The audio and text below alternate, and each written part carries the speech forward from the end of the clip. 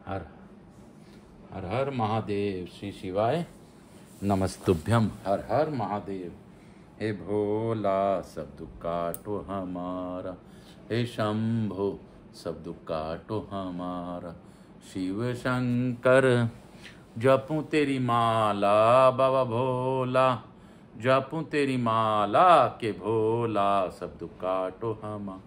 हे विश्वनाथ सब दुख काटो हमारा, हे काशीपति अधिनाथ सब दुख काटो हमारा, हे भोलेनाथ सब दुख काटो हमारा।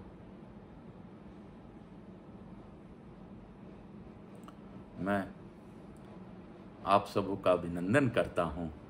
सांध्य सत्र में ये सांध्यकालीन सत्र पुनः आज दिनांक 3 मई 2024 आज की यह सांध्यकालीन सत्र में आप सबों का वंदन करते हुए, मेरे भोलेनाथ का स्मरण करते हुए, प्रथम पूज्य देव गणपति गणेश जी महाराज का आह्वान करते हुए उनसे प्रार्थना करता हूं कि आप अपना आसन ग्रहण करें और आवाहित समझ देवी देवताओं को आने का मार्ग दें। मैं अपने भोलेनाथ का मनन करते हुए, मैं अपने विश्वनाथ का ध्यान करते हुए मैया पार्वती से अनुरोध करता हूँ, बाबा भोलेनाथ से अनुरोध करता हूँ कि आप शिव और शिवा के रूप में इस कथा स्थल पर पधार कर इस कथा का श्रवण कर और गौर बिंदोरा का भाव रखकर आप श्रवण करें और हमें अनुग्रहित करें। मैं अपने गुरु देव को वंदन करते हुए, आप सबों को नमन करते हुए, यहाँ के स्थान देवता, वास्तु देवता, ग्राम देवता, समस्त देवी देवताओं का आह्वान करते हुए, अपनी कुल देवी केशर सती माता तथा अपने श्रोताओं के सब कुल देवता कुल देवी का आह्वान करते हुए, अपने गुरु सांवरिया बाबा का स्मरण करते हुए, प्रदीप जी मिश्रा जी का धन्यवाद देते हुए आज की सांध्यकालीन सब कथा प्रारंभ करता हूँ। आपने यह कथा तो बहुत से लोग कहते हैं, सबका अपना अपना भाव है, सबका समझने और समझाने का बात है। कहते हैं सब एक ही है, मूल जड़ एक ही है, लेकिन पत्तियां अलग अलग है। भाव अंतर्गतवा सबको जड़ में ही पहुंचना है, लेकिन पत्तियों का अलग अलग बताने का तरीका है। मेरे महादेव के इस तरीके का हम लोग स्मरण करते हुए, आज का भाव रखते हुए, भोलेनाथ को मनन करते हुए इस कथा को मैं आप भोलेनाथ से प्रार्थना पूर्वक निवेदन करता हूं कि सब पर अपनी अखंड कृपा बनाए रखें, विश्व का कल्याण करें। और जो इस कथा को ऑनलाइन जिस भी भाव में श्रवण कर रहे हों, उन्हें उस भाव से आप उनके पर कृपा दृष्टि बनाए रखें। काल हर दुख हर दाई धर कष्ट हर हर महादेव। ए आरती वाला थाली ला देना था। हर हर महादेव। श्री शिवाय नमस्तुभ्यम। निशा वहाँ हम रखे थे, हम भूल गए लाना। श्री शिवाय नमस्तुभ्यम। हर हर महादेव। क्या आपका? अभी तो आए। श्री शिवाय नमस्तुभ्यम। हर हर महादेव। श्री शिवाय नमस्तुभ्यम। हर हर महादेव। हे भोला सब दुख काटो हमारा, हे विश्वनाथ सब दुख काटो हमारा। ये सांध्यकालीन जो प्रदोष काल का कथा है, इसको करने के लिए मैं दीप को साक्षी मानकर प्रज्वलित करता हूँ। बाबा भोलेनाथ को प्रार्थना पूर्वक निवेदन कर इस दीप को साक्षी रखता हूँ। यह अद्भुत कथा, अद्भुत बातें हम लोग को बाबा की कृपा से मिल सकती है, नहीं तो हमरे में क्षमता नहीं। शिव महापुराणाय नमो नमः। शिव महापुराणाय नमो नमः। हर हर महादेव। हम लोग आज महाकाल जी को याद करते हुए हम लोग सुबह में त्रयोदश अध्याय तक पढ़े थे। अभी चतुर्दशों अध्याय में प्रवेश करेंगे। बोलो काशी काशी शिव काशी, गंगा गंगा शिव गंगा, गंगा स्नानम हम कश्य तत्पश्चात शिव महापुराण पढ़िए। गंगा गंगा शिव गंगा, गंगा स्नानम कर उपरांत शिव महापुराण पढ़िष्यामि। हे शंकर भगवान, हे भोलेनाथ, सब पर अपनी अखंड कृपा बनाए रखें। काशी काशी शिव काशी, मोक्ष नगरी काशी कीजिए। अर्थ चतुर्दशों अध्याय। ईश्वर महादेव जी कहते हैं, वरानने आज्ञाहीन, क्रियाहीन, श्रद्धाहीन तथा विधि के पालनार्थ आवश्यक दक्षिणा से हीन जो जप किया जाता है, वह सदा निष्फल होता है। मेरा स्वरूप भूत मंत्र आदि आज्ञा सिद्ध, क्रिया सिद्ध और श्रद्धा सिद्ध होने के साथ ही दक्षिणा से भी युक्त हो सकते हो, उसका सिद्धि होती है और इसमें महान फल प्राप्त होता है। शिष्य को चाहिए कि वह पहले तत्ववेता, आचार्य, जपशील, सद्गुण संपन्न, ध्यान योग परायण एवं ब्राह्मण गुरु की सेवा में उपस्थित हो। मन में सद्भाव रखते हुए प्रयत्न पूर्वक उन्हें संतुष्ट करे। ब्राह्मण साधक अपने मन, वाणी, शरीर और धन से आचार्य का पूजन करे। वह वैभव हो तो गुरु को भक्ति भाव से हाथी, घोड़े, रथ, रतन, क्षेत्र, वस्त्र, आभूषण, धन्य, धान्य और ग्रह आदि समर्पित करे। जो अपने लिए सिद्धि चाहता हो वह धन के दान में कृपांता न करे। तदंतर सब सामग्रियों सहित अपने आप को गुरु की सेवा में अर्पित कर दे। इस प्रकार यथाशक्ति निश्चल भाव से गुरु की विधिवत पूजा करके गुरु से मंत्र एवं ज्ञान का उपदेश क्रमशः ग्रहण करे। इस तरह संतुष्ट हुए गुरु अपने पूजक शिष्यों को, जो 1 वर्ष तक उनकी सेवा में रह चुका हो, गुरु की सेवा में उत्साह रखने वाला हो, अहंकार रहित हो और उपवास पूर्वक स्नान करके शुद्ध हो गया हो, पुनः विशेष शुद्धि के लिए पुण्य कलश में रखे हुए घृत से तथा पवित्र द्रव्य युक्त मंत्र शब्द शुद्ध जल से नहलाकर चंदन, पुष्पमाला, वस्त्र और आभूषणों द्वारा अलंकृत करके उसे सुंदर वेशभूषा से विभूषित कर। तत्पश्चात शिष्य से ब्राह्मणों द्वारा पुण्यावाचन करवाकर और ब्राह्मणों की पूजा करके समुद्र तट पर, नदी के किनारे, गौशाला में, देवालय में, किसी भी पवित्र स्थान में अथवा घर में सिद्धिदायक काल आने पर शुभ तिथि, शुभ नक्षत्र एवं सर्वदोष रहित शुभ योग में गुरु अपने इस शिष्य को अनुग्रह पूर्वक विधि के अनुसार मेरा ज्ञान दे।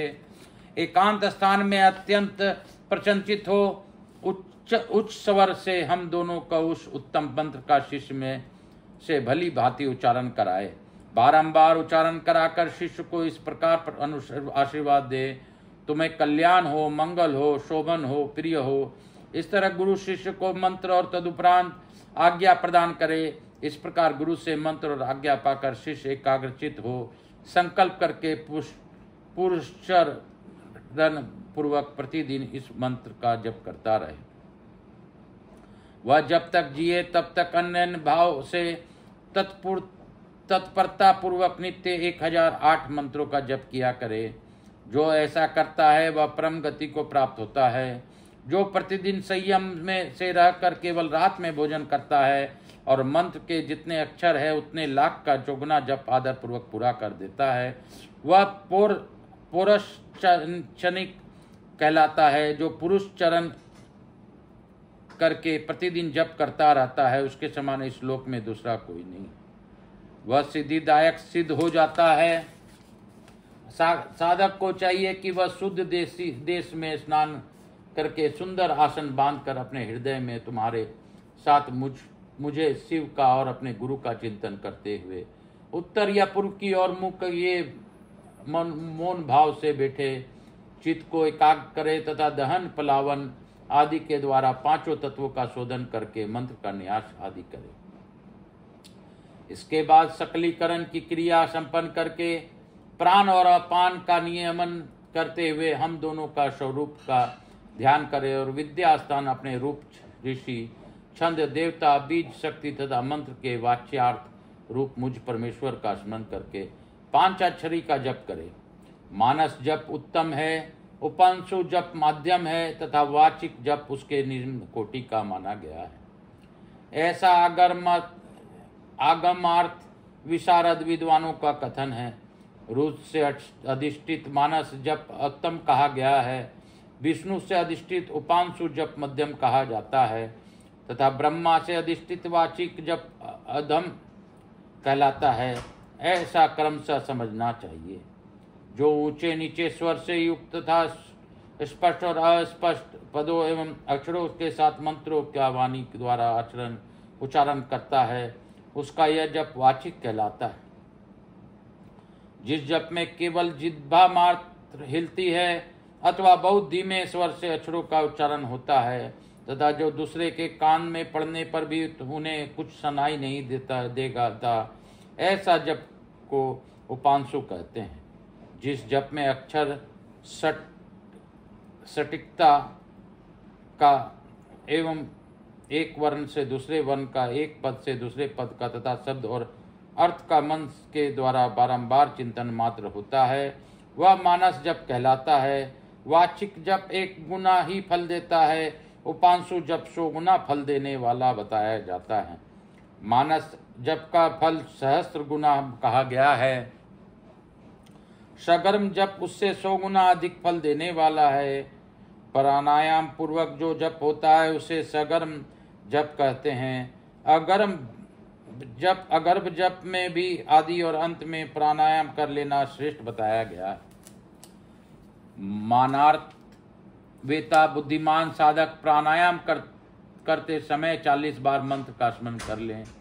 जो ऐसा करने से असमर्थ हो वह अपने शक्ति के अनुसार जितना हो सके उतने ही मंत्रों का मानसिक जप कर ले। 5, 3 अथवा 1 बार अगर्भ या सगर्भ प्राणायाम करे। उन दोनों में सगर्भ प्राणायाम श्रेष्ठ माना गया है। सगर्भ की अपेक्षा भी ध्यान सहित जप सहस्त्र गुना फल देने वाला कहा जाता है। इन 5 प्रकार के जपों में से कोई एक जप अपने शक्ति के अनुसार करना चाहिए। अंगुली से जप की गणना करना 1 गुना बताया गया है। रेखा से गणना करना 8 गुना उत्तम समझना चाहिए। पुत्र जीव जिया पोता के बीजों की माला से गणना करने पर जप का 10 गुना अधिक फल होता है। शंख के मनकों से 100 गुना, मूंगों से 1000 गुना, स्फटिक मणि की माला से 10,000 गुना, मोतियों की माला से 1,00,000 गुना, पद्माक्ष से 10 लाख गुना और स्वर्ण के बने हुए मनकों से गणना करने पर कोटि गुना अधिक फल बताया गया। कुश की गांठ से तथा रुद्राक्ष से गणना करने पर अनंत गुने फल की प्राप्ति होती है। 30 रुद्राक्ष के दानों से बनाई गई माला जप कर्म में धन देने वाली होती है। 27 दानों की माला पुष्टिदायिनी और 25 दानों की माला मुक्तिदायिनी होती है। 15 रुद्राक्षों की बनी हुई माला अभिचार कर्म में फलदायक होता है। जप कर्म में अंगूठे को मोक्षदायक समझना चाहिए और तर्जनी को शुभ शत्रुनाशक, मध्यमा धन देती है और अनामिका शांति प्रदान करती है। 108 दानों को माला उत्तमोत्तम मानी गई है। 100 दानों का माला उत्तम और 50 दानों की माला मध्यम होती है। 54 दानों की माला मनोहरणी एवं श्रेष्ठ कही गई है। इस तरह की माला से जप करें, वह जप किसी को दिखाई नहीं दिखाए नहीं। कनिष्ठिका अंगुली अक्षरणी जप के फल को क्षरित नष्ट न करने वाली मानी गई है, इसलिए जप कर्म में शुभ है। दूसरे अंगुलियों के साथ अंगुष्ठ द्वारा जप करना चाहिए, क्योंकि अंगुष्ठ के बिना किया हुआ जप निष्फल होता है। घर में किए हुए जप को समान या 1 गुना समझना चाहिए।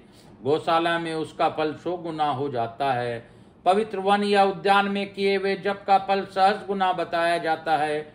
पवित्र पर्वत पर 10,000 गुना, नदी के तट पर 1,00,000 गुना, देवालय में कोटि गुना और मेरे निकट किए हुए जप को अनंत गुना कहा गया है। सूर्य, अग्नि, गुरु, चंद्रमा, दीपक, जल, ब्राह्मण और गौवों के समीप किया हुआ जप श्रेष्ठ होता है। पूर्वाभिमुख किया हुआ जप वशीकरण में और दक्षिणाभिमुख जप अभिचार कर्म में सफलता प्रदान करने वाला है। पश्चिमाभिमुख जप को धनदायक बनाना चाहिए और उत्तराभिमुख जप शांतिदायक होती है। सूर्य, अग्नि, ब्राह्मण, देवता तथा अन्य श्रेष्ठ पुरुषों के समीप उनकी ओर पीठ करके जप नहीं करना चाहिए। सिर पर पगड़ी रखकर, कुर्ता पहनकर, नंगा होकर, बाल खोलकर, गले में कपड़ा लपेटकर, अशुद्ध हाथ लेकर, संपूर्ण शरीर में अशुद्ध रहकर तथा विलाप पूर्वक कभी जप नहीं करना चाहिए। जप करते समय क्रोध, मद, छिकना, थूकना, जम्भाई लेना तथा कुत्तों और नीच पुरुषों की ओर देखना वर्जित है। यदि कभी वैसा संभव हो जाए तो आचमन करें अथवा तुम्हारे साथ मेरे पार्वती सहित शिव का स्मरण करें, या ग्रह नक्षत्रों का दर्शन करें अथवा प्राणायाम कर लें। बिना आसन के बैठकर, सोकर, चलते चलते अथवा खड़ा होकर जप न करें। गली में या सड़क पर, अपवित्र स्थानों में तथा अंधेरा में भी जप न करें। दोनों पांव फैलाकर कुक्कुट आसन में बिठाकर, सवारी या खाट पर चढ़कर अथवा चिंता से व्याकुल होकर जप न करें। यदि शक्ति हो तो इन सब का नियमों का पालन करते हुए जप करें और अशक्त पुरुष यथाशक्ति जप करें। इस विषय में बहुत कहने से क्या लाभ, संक्षेप से मेरी यह बात सुनो। सदाचारी मनुष्य शुद्ध भाव से जप और ध्यान करके कल्याण का भागी होता है। आचार परम धर्म है, आचार उत्तम धन है, आचार श्रेष्ठ विद्या है और आचार ही परम गति है। आचारहीन पुरुष संसार में निंदित होता है और परलोक में भी सुख नहीं पाता। इसलिए सबको आचारवान होना चाहिए। वेदज्ञ विद्वानों ने वेद शास्त्र के कथनानुसार जिस वर्ण के लिए जो कर्म विहित बताया है, उस वर्ण के पुरुष को उसी कर्म का सम्यक आचरण करना चाहिए। वही उसका सदाचार है, दूसरा नहीं। सत्पुरुषों ने उसका आचरण किया है, इसलिए वह सदाचार कहलाता है। उस सदाचार का भी मूल कारण आस्तिकता होता है। यदि मनुष्य आस्तिक हो तो प्रमाद आदि के कारण सदाचार से कभी भ्रष्ट हो जाने पर भी दूषित नहीं होता। अतः सदा आस्तिकता का आश्रय लेना चाहिए। जैसे इहलोक में सत्कर्म करने से सुख और दुष्कर्म करने से दुख होता है, उसी तरह परलोक भी होता है। इस विश्वास को आस्तिकता कहते हैं। हे प्रिय, मैं तुमसे एक और रहस्यमय बात कहता हूँ, इसे सदा गुप्त रखना चाहिए। जिसकी भी से भी नास्तिक अथवा पशु तुल्य प्राणी को इसे नहीं बताना। सदाचार से हीन, पतित और अत्यंत का उद्धार करने के लिए कलयुग में 5 अक्षर मंत्र से बढ़कर दूसरा कोई उपाय नहीं है। चलते फिरते, खड़े होते अथवा स्वेच्छानुसार कर्म करते हुए अपवित्र या पवित्र पुरुष के जप करने पर भी यह मंत्र निष्फल नहीं होता। आचारहीन तथा सट ध्वज शोषण से रहित पुरुषों के लिए और जिसे गुरु से मंत्र दीक्षा प्राप्त नहीं हुई है, उनके लिए भी यह मंत्र निष्फल नहीं होता है। अत्यज, मूर्ख, मूढ़, पतित, मर्यादा रहित और नीच के लिए भी यह फल मंत्र निष्फल नहीं होता। किसी भी अवस्था में पड़ा हुआ मनुष्य भी यदि मुझ में उत्तम भक्ति भाव रखता है तो उसके लिए यह मंत्र निसंदेह सिद्ध होगा ही, किंतु दूसरे किसी के लिए वह सिद्ध नहीं हो सकता। प्रिय, इस मंत्र के लिए लगन, तिथि, नक्षत्र, वार और योग आदि का अधिक विचार अपेक्षित नहीं है। यह मंत्र कभी सुप्त नहीं होता, सदा जागृत ही रहता है। यह महामंत्र कभी किसी का शत्रु नहीं होता। यह सदा सुसिद्ध, सिद्ध अथवा साध्य हो ही रहता है। सिद्ध गुरु के उपदेश से प्राप्त हुआ मंत्र सुसिद्ध कहलाता है। असिद्ध गुरु का भी दिया हुआ मंत्र सिद्ध कहा गया। जो केवल परंपरा से प्राप्त हुआ है, किसी गुरु के उपदेश से भी नहीं मिला है, वह मंत्र साध्य होता है।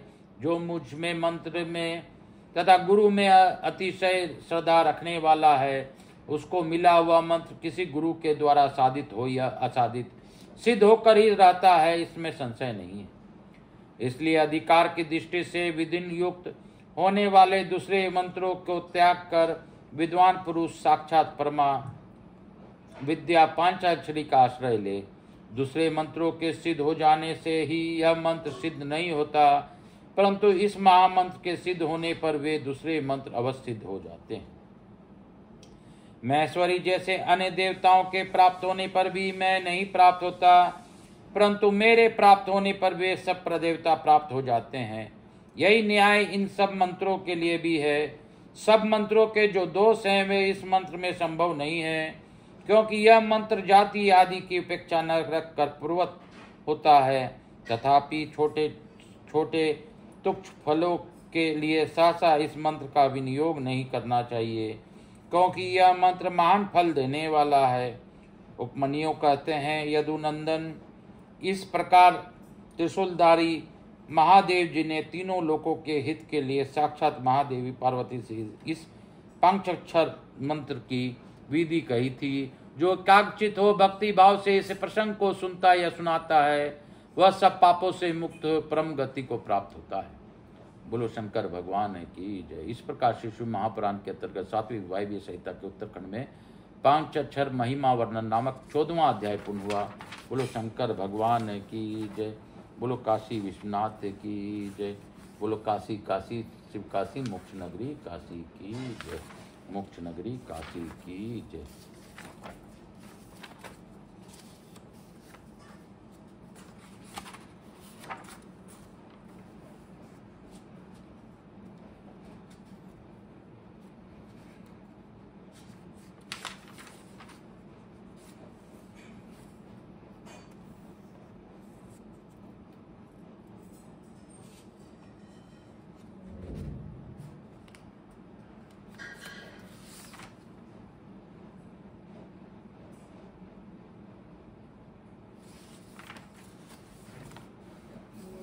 इसके साथ ही 14वें अध्याय में हम लोगों ने समापन किया है।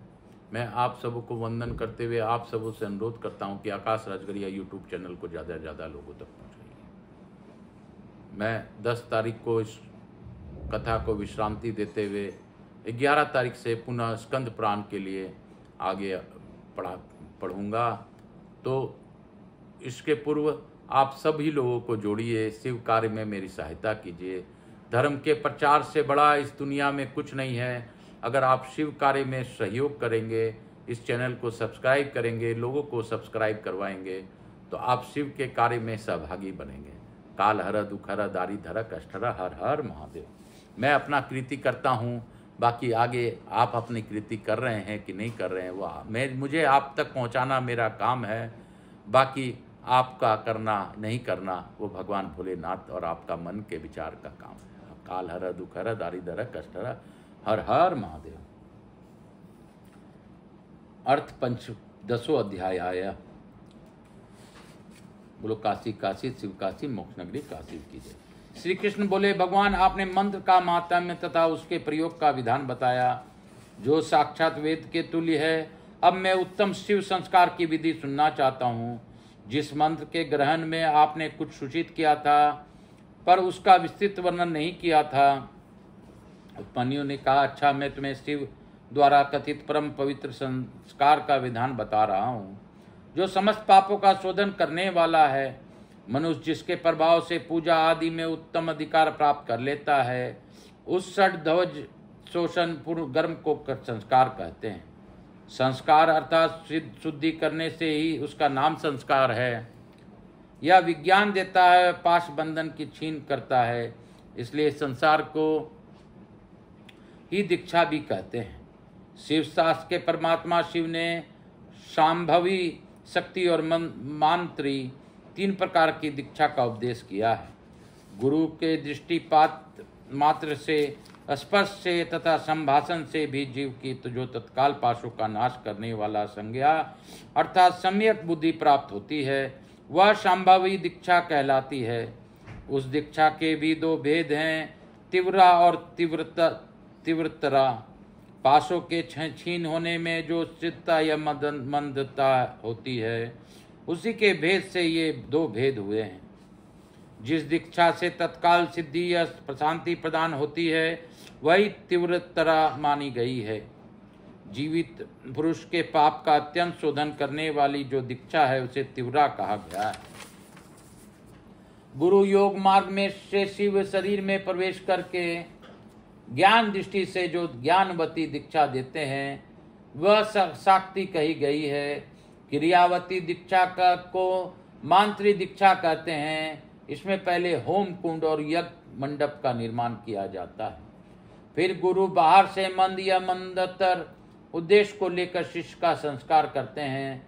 शक्तिपात के अनुसार शिष्य गुरु के अनुग्रह का भाजन होता है। सेव धर्म का अनुसरण शक्तिपात मूलक है, अतः संक्षेप से उसके विषय में निवेदन किया जाता है। जिस शिष्य में गुरु की शक्ति का पात नहीं होता उसमें शुद्धि नहीं आती तथा न उसमें न तो विद्या, न शिवाचार, न मुक्ति और न सिद्धियां ही होती है। अतः प्रचुर शक्तिपात के लक्षणों को देखकर गुरु ज्ञान अथवा क्रिया के द्वारा शिष्य का शोधन करें। जो मोहवश उसके विपरीत आचरण करता है वह दुबुद्धि नष्ट हो जाता है। अतः गुरु सब प्रकार से शिष्य का परीक्षण करे। उत्कृष्ट बोध और आनंद की प्राप्ति की शक्तिपात का लक्षण है, क्योंकि वह परमा शक्ति प्रबोधन स्वरूपनी ही है। आनंद और बोध का लक्षण है अंतकरण में सात्विक विकार। जब अंतकरण द्रवित होता है तब ब्रह्म शरीर में कंप, रोमांच, स्वर विकार, नेत्र विकार, अंग विकार प्रकट होते हैं। शिष्य भी शिव पूजन आदि में गुरु का संपर्क अथवा प्राप्त करके अथवा उनके साथ रह करके उनमें प्रकट होने वाले उन लक्षणों से गुरु की परीक्षा करें। शिष्य गुरु की शिक्षणीय होता है और उसका गुरु के प्रति गौरव होता है। इसलिए सर्वथा प्रयत्न करके शिष्य ऐसा आचरण करे जो गुरु के गौरव के अनुरूप हो। जो गुरु है वह शिव कहा गया है और जो शिव है वह गुरु माना जाता है। विद्या के आकार में शिव ही गुरु मानकर विराजमान है। जैसे शिव है वैसे विद्या है, जैसे विद्या है वैसे गुरु है, और शिव विद्या और गुरु के पूजन से समान फल मिलता है। शिव सर्वदेवात्मक हैं और गुरु सब मंत्रमय। अतः संपूर्ण यत्न से गुरु की आज्ञा को शिरोधार्य करना चाहिए। यदि शिष्य अपने कल्याण का इच्छुक है तो वह मन से भी गुरु की आज्ञा का उल्लंघन न करे, क्योंकि गुरु की आज्ञा का पालन करने वाला ज्ञान रूपी संपदा प्राप्त करता है।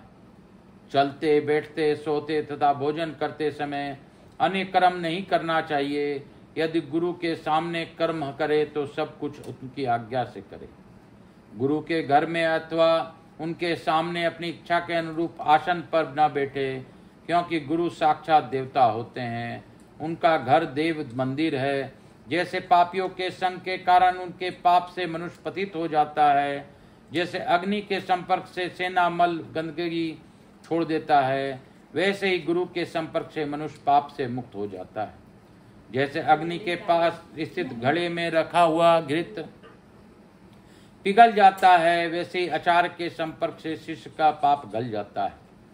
जैसे प्रज्वलित अग्नि सूखे तथा गीले पदार्थ को जला डालती है, वैसे ही प्रसन्न हुए ये गुरु भी क्षण भर में पाप को जला देते हैं।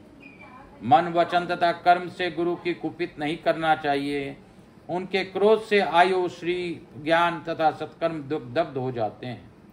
जो उन्हें कुपित करते हैं उनके यज्ञ, यम तथा नियम निष्फल हो जाते हैं। इसमें संदेह नहीं करना चाहिए।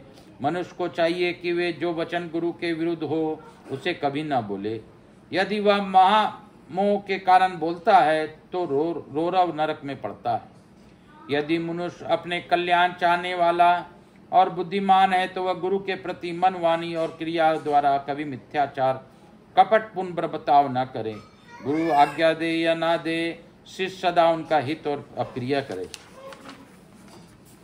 उनके सामने और पीठ पीछे भी उनका कार्य करता रहे। ऐसे आचार से युक्त गुरु भक्त और सदा मन में उत्साह रखने वाले, जो गुरु का प्रिय कार्य करने वाला शिष्य है, वही से उस धर्मों के उपदेश का अधिकारी है।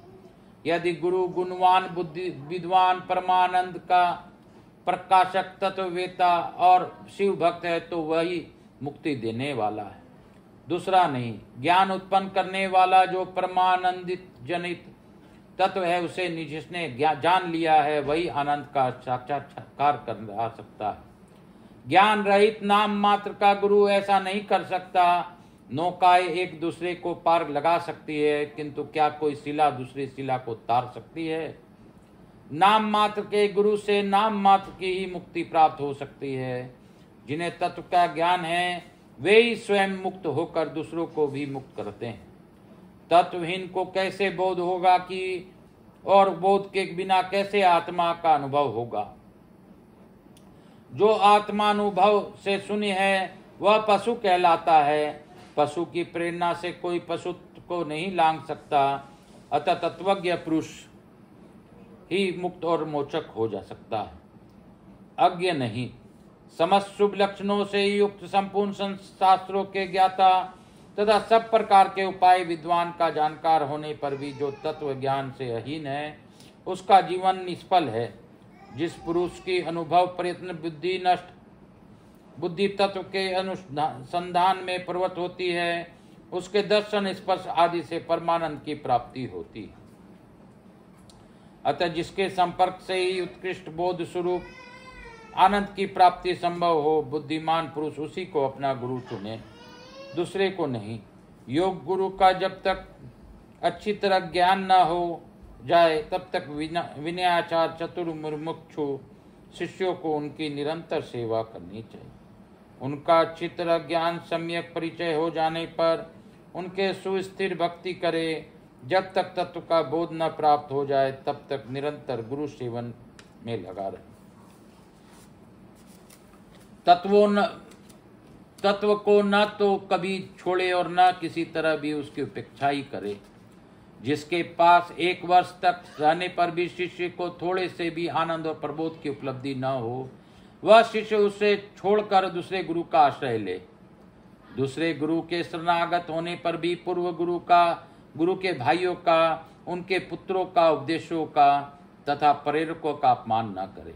सर्वप्रथम ब्राह्मण वेद में प्रांगत, प्रज्ञा संपन्न, सुंदर, प्रिय दर्शन, सब प्रकार से अभय प्रदान करने वाले तथा करुणामय चित्त वाले गुरु के पास जाकर उसकी आराधना करनी चाहिए। मन वचन कर्म के प्रयत्न पूर्वक उन्हें प्रसन्न करना चाहिए।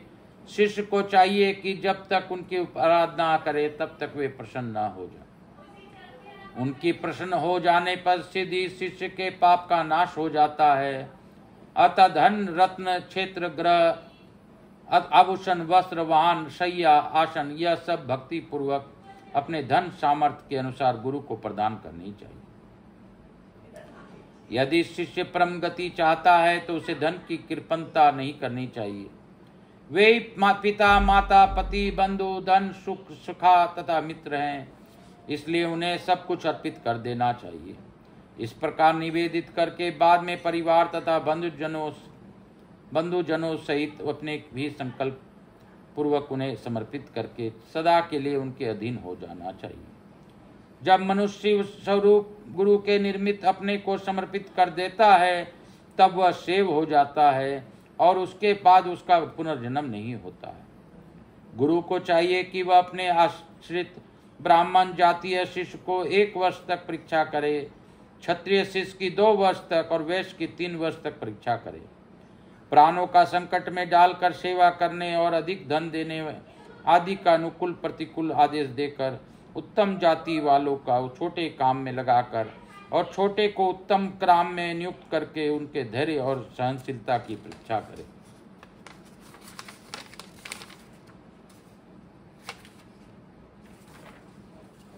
गुरु के तिरस्कार आदि करने पर भी जो विषाद को प्राप्त होते हैं, वे संयमी, शुद्ध तथा शिव संस्कार कर्म के योग्य हैं। जो किसी की हिंसा नहीं करते, सबके प्रति दयालु होते हैं, सदा हृदय में उत्साह रखकर सब कार्य करने को उद्यत रहते हैं, अभिमान शून्य, बुद्धिमान और स्पर्धा रहित होकर प्रिय वचन बोलते हैं, सरल, कोमल, स्वच्छ, विनयशील, सुनिश्चित चित, सोचाचार में से संयुक्त और शिव भक्त होते हैं। ऐसा आचार व्यवहार वाले द्विज जातियों की मन,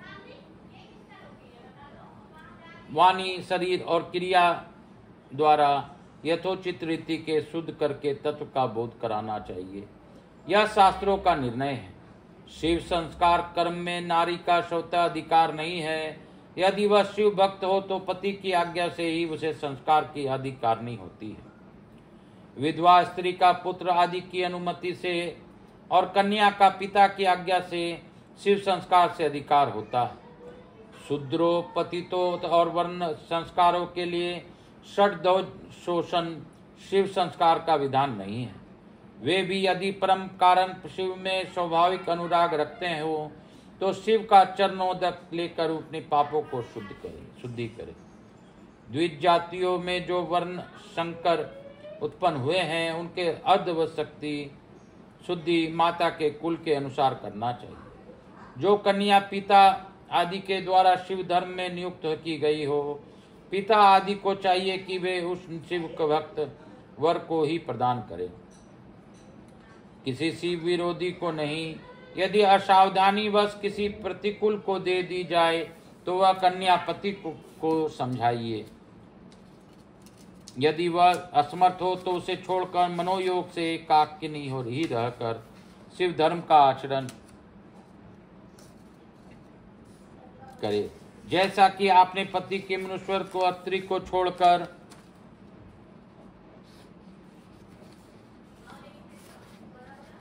पतिव्रता अनसुईया तपस्या से शंकर की आराधना करके कृत हुई, और जैसे तपस्या के द्वारा भगवान नारायण की आराधना करके द्रौपदी ने गुरुजनों के द्वारा धर्म अनुशासित होकर पति रूप में पांडवों का वरण किया, शिव धर्म के आधार पर इस प्रकार का व्यवहार करने वाली द्रौपदी का शिव जी के धर्मानुशासन के गौरववश वस्तुतः इस प्रसंग से यथेच्छाचार रूप पाप नहीं लगा।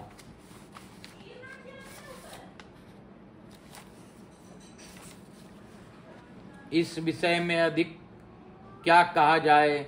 जो कोई भी शिव का आश्रय ले ले और गुरु का अनुपात हो जाए तो गुरु को चाहिए कि वे उसकी दीक्षा आदि से संस्कार संपन्न करे। यह अवश्य है कि अधिकारी भेद से संस्कार की प्रतिक्रिया भिन्न हो जाती है। गुरु के द्वारा कृपा पूर्वक देखने, छूने अथवा वार्तालाप करने मात्र से इस साधक में निर्मल बुद्धि का उदय होता है, और जब वह नानाविध दोषों से पराजित नहीं होता, योगिक रीति से शिष्य को जो मानसी दीक्षा प्रदान की जाती है वह विषय अति गोपनीय होने के कारण गुरुमुख से ही जानने योग्य है। अतएव यहाँ उसका वर्णन नहीं किया गया। कुंड मंडप आदि का निर्माण करके जिस दीक्षा प्रक्रिया का संपादन किया जाता है उसी को यहाँ संक्षेप में बताया जा रहा है, क्योंकि इसका विस्तृत वर्णन करना संभव नहीं है। इस प्रकार शिशु महापुराण के अंतर्गत 7वीं वायव्य संहिता के उत्तरखंड में दीक्षा विधान में ग्रह महात्म्य वर्णन नामक 15वां अध्याय पूर्ण हुआ। बोलो काशी काशी शिव काशी मोक्ष नगरी काशी की जय। बाबा भोलेनाथ को मनन करते हुए, आप सबों को वंदन करते हुए आपसे यही कहूँगा कि बाबा की कितनी बड़ी अनुकंपा है कि हमें यह शिव महापुराण सुनने को मिल पड़ा है। काल हर दुख हर दारिद हर कष्ट हर हर हर महादेव। अर्थ 6वां अध्याय। बोलो काशी काशी शिव काशी मोक्ष नगरी काशी की। उपमन्यु कहते हैं, यदुनंदन नाना प्रकार के दोषों से रहित शुद्ध स्थान और पवित्र दिन में गुरु पहले शिष्य का समय नाम संस्कार करे, गंध वर्ण और रस आदि से विधि पूर्वक भूमि को परीक्षा करके वह वास्तुशास्त्र में बताई हुई पद्धति से वहां मंडप का निर्माण करे। मंडप के बीच में वेदी बनाकर 8 दिशाओं में छोटे छोटे कुंड बनाए। फिर ईशान कुंड में या पश्चिम दिशा में प्रधान कुंड का निर्माण करे।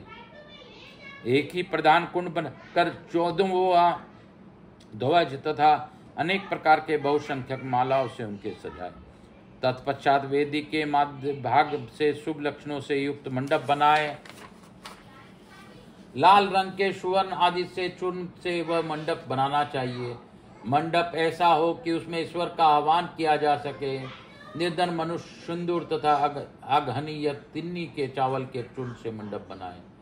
इस मंडप में 1 या 2 हाथ का श्वेत या लाल कमल बनाए। 1 हाथ के कमल का कर्णिका 8 अंगुल से होनी चाहिए। इसके केसर 4 अंगुल में हो और शेष भाग में अष्टदल आदि की कल्पना करें। 2 हाथ में के कमल की कर्णिका आदि 1 हाथ वाले से दोगुनी होनी चाहिए। उक्त वेदी या मंडप के ईशान कोण में पुनः एक वेदी पर 1 हाथ या आधे हाथ का मंडल बनाए और उसे शोभाजनक सामग्री से सुशोभित करे। तत्पश्चात धान, चावल, सरसों, तिल, फूल और कुशा से उस मंडप को आच्छादित करके उसके ऊपर शुभ लक्षण से युक्त शिव कलश की स्थापना करें। वह कलश सोना, चांदी, तांबा अथवा मिट्टी का होना चाहिए। उस पर गंध, पुष्प, अक्षत, कुश और दुर्वांकुर रखे जाएं। उसके कंठ में सफेद सूत लपेटा जाए और उसे 2 नूतन वस्त्रों से आच्छादित किया जाए। उससे शुद्ध जल भर लिए दिया जाए। कलश में एक मुट्ठा कुश अग्रभाग ऊपर की ओर करके डाला जाए। सुवर्ण आदि द्रव्य छोड़ा जाए और उस कलश को ऊपर से ढक दिया जाए। इस आसन रूप कमल के उत्तर दल से के में सूत्र आदि के बिना झाड़ी या गड़ुआ, वर्धनी, विशिष्ट जलपात्र, शंख, चक्र और कमल दल आदि सब सामग्री संग्रह करके रखे।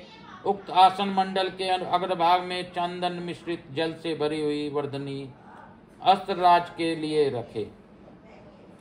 फिर मंडल के पूर्व भाग में पूर्ववर्त मंत्र युक्त कलश की स्थापना करके शिव की विधि पूर्वक महापूजा आरंभ करें।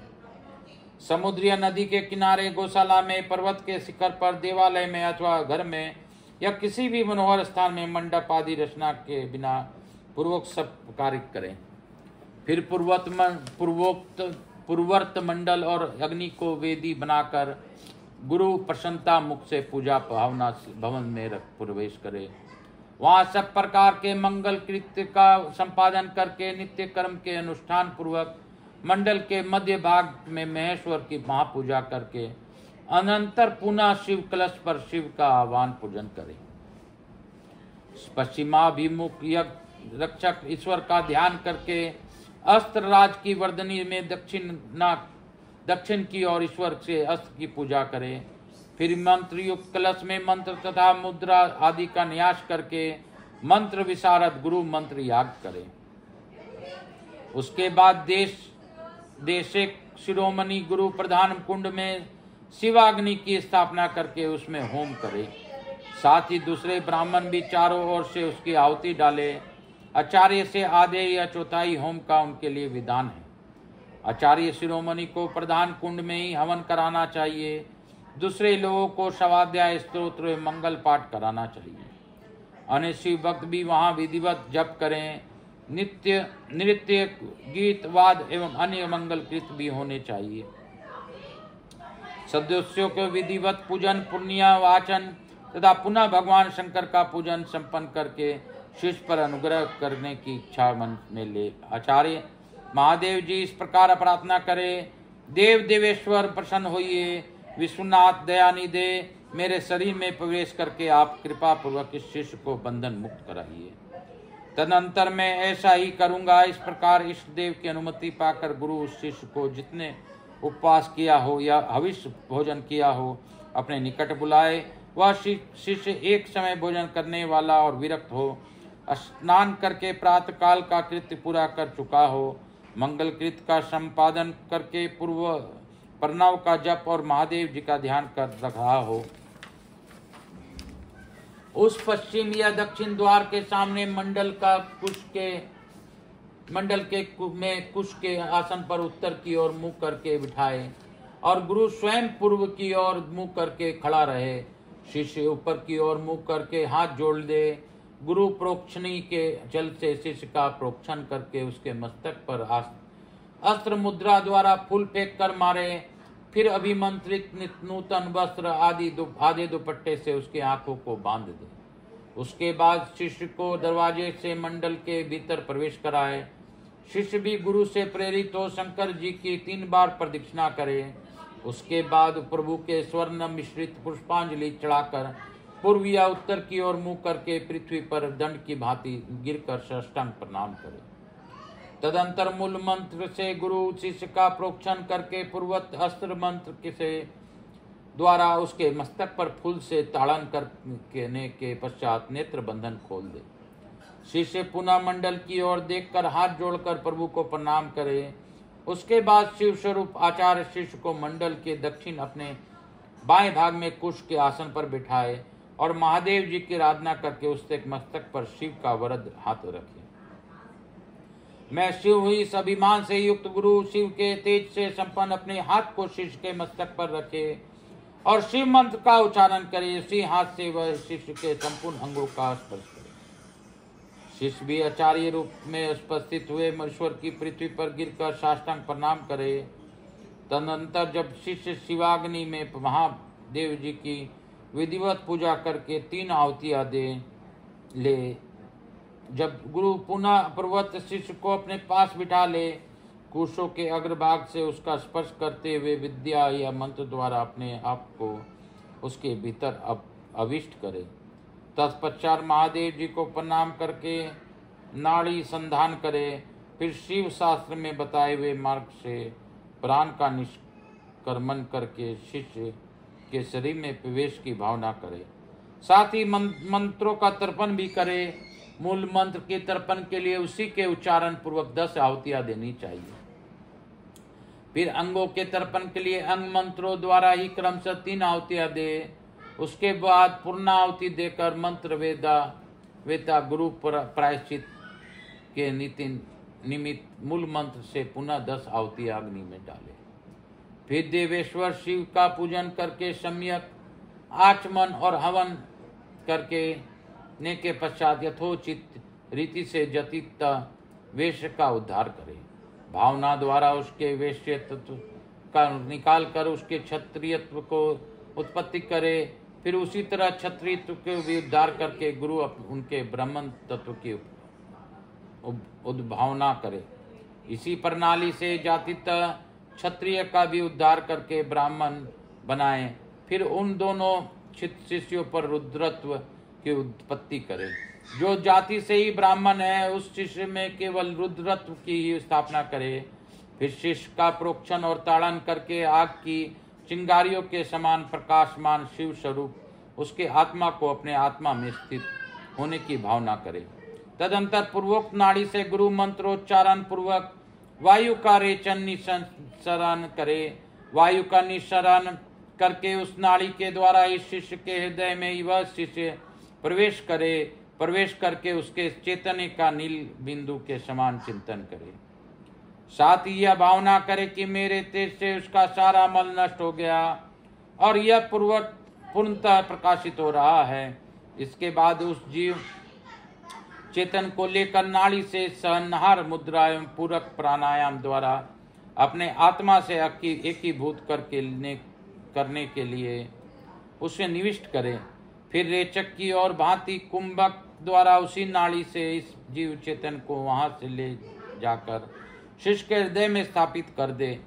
तत्पश्चात शिष्य का स्पर्श करके शिव से उपलब्ध हुए यज्ञोपवीत को उसे देकर गुरु 3 बार आहुति दे, पूर्णाहुति होम करे। इसके बाद आराध्य देव की दक्षिण भाग में शिष्य को कुश तथा फूल से आच्छादित करके श्रेष्ठ आसन पर बिठाकर उसका मुंह उत्तर की ओर करके उसे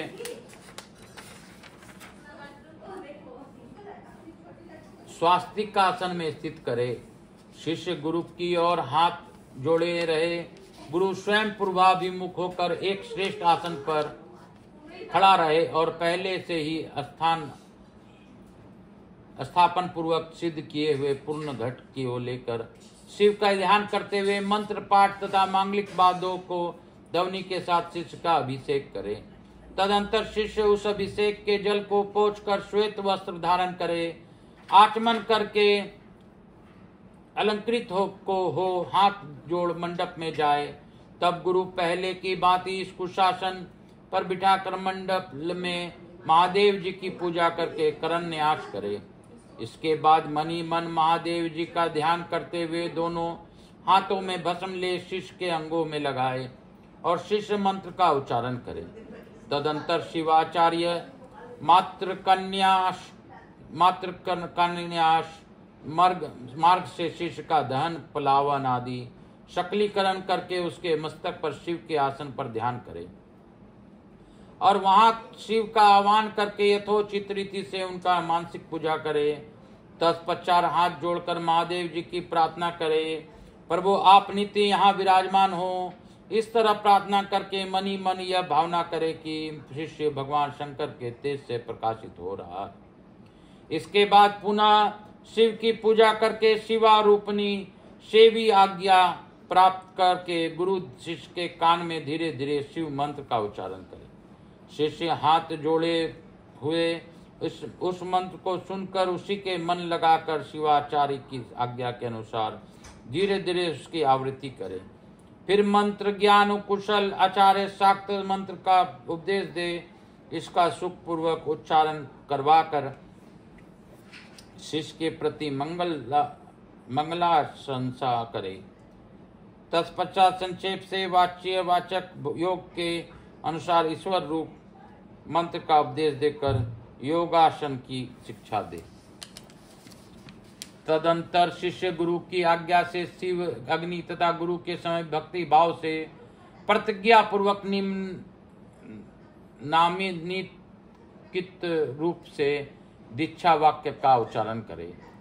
मेरे लिए प्राणी का परित्याग कर ले देना अच्छा होगा अथवा सिर कटा देना भी अच्छा होगा, किंतु मैं भगवान त्रिलोचन की पूजा किए बिना कभी भोजन नहीं कर सकता। जब तक मोह दूर हो जाए तब तक वह भगवान शिव में निष्ठा रखकर उन्हीं के आश्रित हो नियम अनुपूर्वक उन्हीं के आराधना करता रहे। फिर भगवान शिव ही उसके योगक्षेम प्रदान करते हैं। ऐसा करने से उस शिष्य का नाम समय होगा। उस शिवाश्रम में रहने पर अधिकार प्राप्त होगा। वहां रहने वाले शिष्य को गुरु की आज्ञा का पालन करते हुए सदा उनके वश में रहना चाहिए। इसके बाद गुरु कर्णन्यास करके अपने हाथों से भस्म लेकर मूल मंत्र का उच्चारण करते हुए उस भस्म तथा रुद्राक्ष का विमंत्रित करके शिष्य के हाथ में दे दे। साथ ही महादेव जी की प्रतिमा अथवा उनका गुण शरीर लिंग हो और यथासंभव पूजा होम जप एवं ध्यान से के साधन भी दे। फिर वह शिष्य भी शिवाचार्य से प्राप्त हुई उन वस्तुओं के उन्हीं के आज्ञा से बड़े आदर के साथ प्रग्रहण करे, उनकी आज्ञा का उल्लंघन न करे। आचार्य से प्राप्त हुई सारी वस्तुएं भक्ति भाव से सिर पर रख ले जाए और उनकी रक्षा करे। अपनी रुचि के अनुसार मठ में या घर में शंकर जी की पूजा करता रहे। इसके बाद गुरु भक्ति श्रद्धा और बुद्धि के अनुसार शिष्य को शिवाचार की शिक्षा दे। शिवाचार्य ने समय आचार के विषय में जो कुछ कहा हो, जो आज्ञा की हो दी हो तथा और भी जो कुछ बातें बताई हो, उन सब को शिष्य सिरोधार्य करे। गुरु के आदेश से ही वह शिवागम का ग्रहण पठन और श्रवण करे, न तो उसकी इच्छा करे और न दूसरों की प्रेरणा से ही। इस प्रकार मैंने संक्षेप में समयाख्य संस्कार समय